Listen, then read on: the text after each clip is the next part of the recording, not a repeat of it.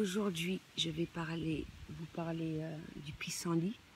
J'en ai déjà parlé brièvement sur mon feed Instagram, mais là je vais en parler plus longuement. J'en ai pris quelques-uns avant de faire la vidéo, des plants en entier. Donc voilà, avec des fleurs. Je monte un petit peu plus près parce que, comme pas mal de plantes, il faut faire attention, comme je l'ai précisé récemment.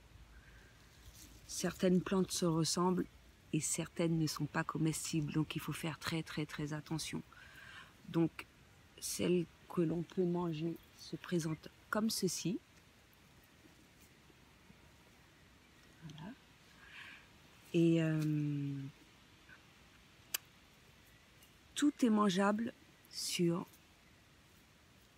cette plante, c'est-à-dire qu'on peut manger la fleur, on peut manger cette partie-là, et on peut manger également, c'est-à-dire la tige, et on peut manger également les feuilles et les racines. Alors, elle est riche en vitamines K, A et B6, et elle a un apport plus important en fer, potassium que pas mal d'aliments, dont les épinards. Alors les fleurs, comme je l'ai dit la dernière fois, on a la possibilité de les manger en salade. On peut faire de la confiture avec. On peut faire le macérat huileux. Les feuilles et la tige salade, soupe, infusion. Alors les racines, il est préférable de les griller avec de l'huile d'olive ou du beurre. Alors le macérat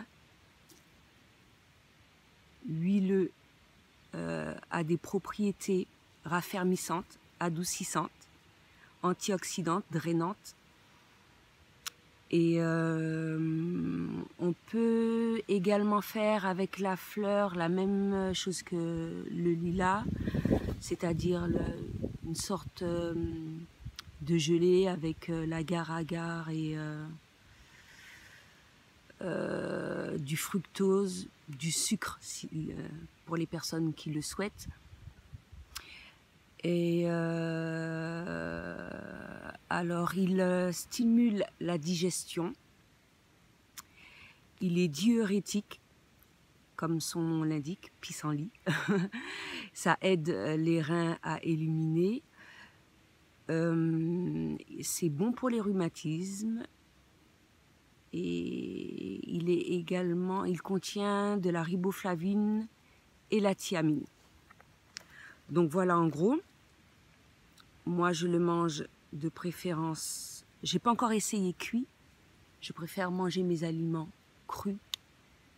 Je l'ai déjà expliqué pourquoi, parce que ça permet de garder les propriétés de l'aliment, de la plante le plus que lorsqu'on le fait cuire, mais bon, on peut le cuire également, comme les épinards, hein. Donc je le mange en salade. Alors il est vrai que c'est un petit goût amer. Certains peut-être ne vont pas l'aimer par rapport à cela, mais pour moi c'est pas gênant. En tout cas je le trouve pas plus amer que les endives par exemple. Et qu'est-ce que je pourrais dire d'autre?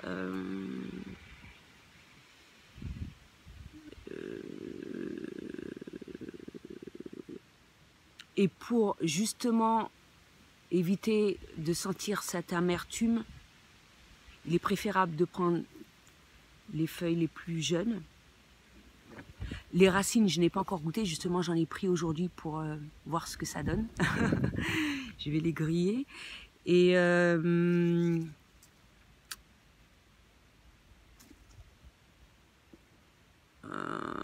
les fleurs, j'ai goûté. C'est clair que c'est un peu... Qu'on n'est pas habitué, hein, la texture, c'est un petit peu bizarre.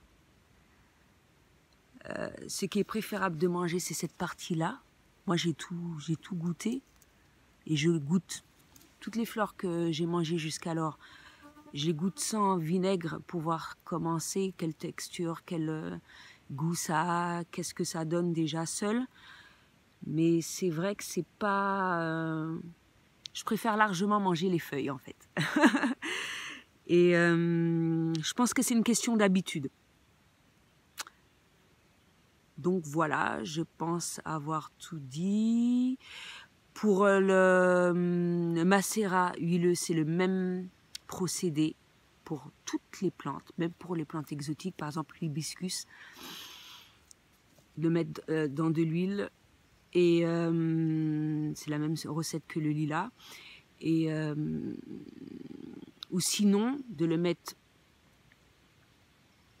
tel quel ou sécher la fleur au préalable et le mettre dans l'huile et le laisser poser de 15 à 20 jours